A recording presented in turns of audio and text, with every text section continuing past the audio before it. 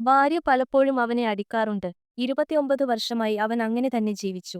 Edward വളരെക്കാലമായി തിരിച്ചടിക്കുന്നത് നിർത്തിവച്ചിരുന്നു. ഭാര്യ ഒരു ഒഴിഞ്ഞ കപ്പ് എടുക്കുമ്പോഴെല്ലാം എഡ്വേർഡ് ഉടൻ തന്നെ അവളുടെ അടുത്തേക്ക് വന്ന് ഒരു പുതിയ കപ്പ് ചൂടുള്ള കാപ്പി ഉണ്ടാക്കി കൊടുക്കുമായിരുന്നു. അവൾ അവനോട് എങ്ങനെ പെരുമാറിയാലും അവൻ ഒരിക്കലും പോകില്ലെന്ന് അവൾ വിശ്വസിച്ചു.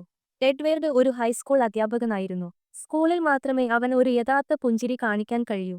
വീട്ടിലേക്ക് വരുന്നത് അവന്റെ ദിവസത്തിലെ ഏറ്റവും വേദനാജനകമായ സമയമായിരുന്നു. അങ്ങനെ തോന്നിയത് എഡ്വേർഡ് മാത്രമായിരുന്നില്ല. അവരുടെ മകൻ ജാമി പോലും തന്റെ അമിതഭാരമുള്ള അമ്മയെ നേരിടാൻ പാടുപെട്ടു. എല്ലാ കുടുംബ മീറ്റിംഗുകളിലും ഗ്രേസ് നിർത്താതെ സംസാരിച്ചുകൊണ്ടിരുന്നു. എഡ്വേർഡ് ജാമിയും അവരുടെ 29ാം വിവാഹ വാർഷികം വരെ നിശബ്ദമായി അവിടെയിരുന്നു. ഗ്രേസ് ഒരു സർപ്രൈസ് പ്രതീക്ഷിച്ചിരുന്നു. പക്ഷേ എഡ്വേർഡ് അവൾക്ക് നൽകിയത് ഒരു ഭയമായിരുന്നു. അവൻ വിവാഹമോചനം ചോദിച്ചു. ആദ്യം ഗ്രേസ് തമാശ പറയുകയാണെന്ന് കരുതി. എഡ്വേർഡ് അവളുടെ കണ്ണുകളിലേക്ക് നോക്കി വളരെ ഗൗരവമായി.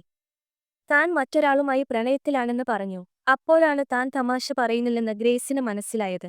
അവൾ ഇപ്പോഴും ആധിപത്യം പുലർത്തിയിരുന്നു. പക്ഷേ ഇത്തവണ എഡ്വേർഡ് അത് സഹിക്കാൻ പോകുന്നില്ല. അവൻ പെട്ടെന്ന് സാധനങ്ങൾ പാക്കി ചെയ്തു. കാമുകിയെ വിളിച്ചു. മിനിറ്റുകൾക്കുള്ളിൽ അവൾ അവനെ കൂട്ടിക്കൊണ്ടുപോയി. എഡ്വേർഡിനെ നഷ്ടപ്പെട്ടതിനു ശേഷമാണ് ഗ്രേസിന് അവന്റെ മൂല്യം ശരിക്കും മനസ്സിലായത്. എഡ്വേർഡിനെ തിരികെ കൊണ്ടുവരാൻ സഹായിക്കണമെന്ന് അവൾ ജാമിയോട് ആവശ്യപ്പെട്ടു. പക്ഷേ ജാമി വിസമ്മതിച്ചു. പോകാനുള്ള അച്ഛന്റെ തീരുമാനം ശരിയായിരുന്നുവെന്ന് അവനറിയാമായിരുന്നു. ഒരുപക്ഷേ അച്ഛൻ വളരെക്കാലം മുമ്പ് പോയിരിക്കണമായിരുന്നു.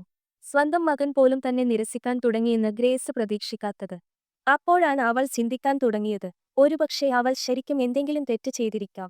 വിവാഹമോചന രേഖകളിൽ ഒപ്പിട്ട ദിവസം എഡ്വേർഡ് തന്റെ മനസ്സു മാറ്റുമെന്ന പ്രതീക്ഷയിൽ ഗ്രേസ് ഇപ്പോഴും ഉറച്ചുനിന്നു. പക്ഷേ എഡ്വേർഡ് തന്റെ എല്ലാ സ്വത്തുക്കളും ഉപേക്ഷിച്ചുവെന്ന് അറിഞ്ഞപ്പോൾ അവൾക്ക് ഒടുവിൽ മനസ്സിലായി. അവൻ ഒരിക്കലും തിരിച്ചുവരില്ല. മറ്റൊരു ദിവസം അവളുടെ അരികിൽ നിൽക്കുന്നതിനേക്കാൾ അവൻ ഒന്നും ചെയ്യാതെ പോകാനാണ് ഇഷ്ടപ്പെടുന്നത്. പിന്നീട് ഗ്രേസ് ഒരു ഹോട്ട്ലൈൻ ഓപ്പറേറ്ററായി ജോലി കണ്ടെത്തി. വൈകാരിക വേദന അനുഭവിക്കുന്ന ആളുകളുടെ വാക്കുകൾ കേട്ടു. അവരുടെ കഥകളിലൂടെ സ്വന്തം മുറിവുകൾ ഉണക്കാനുള്ള ഒരു വഴി പതുക്കെ കണ്ടെത്തി.